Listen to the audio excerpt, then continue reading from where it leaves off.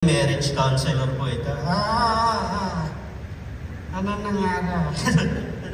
Ang dami nyo Bago po tayo umalis, payuhan niyo po sila. Anong magandang gawin sa buhay, ma'am? May asawa. Ay, oo. Ito lagi kong sinasabi. Ang asawang minamahal. Yan. Hindi sinasaktan. Yan.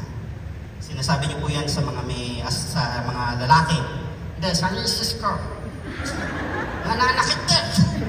Basta, ikay niyo ako. Anong ginagawa niyo? Niyayakap ko siya.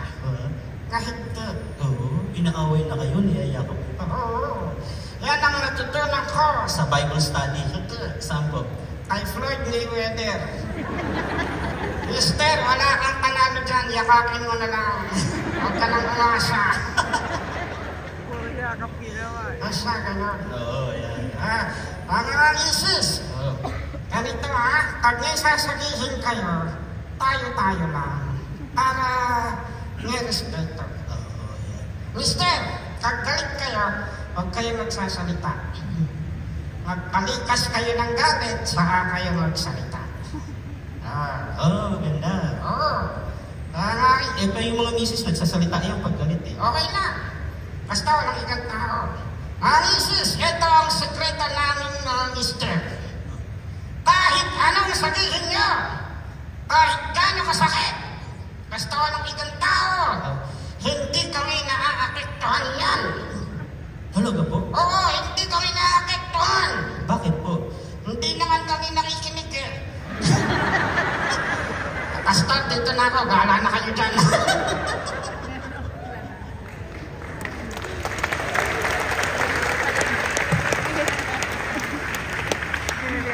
Yung Philippines po kayo, Philippines Got Talent Season 1, yung ministry ko. Okay, so sana po may natutunan kayo at ibaon ninyo sa... Kaya ko ginawa yung kasi gusto ko kayong i-remind.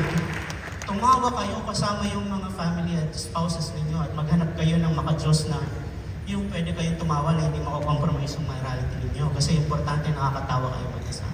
Okay? May you all have a joy-filled and peace-filled home.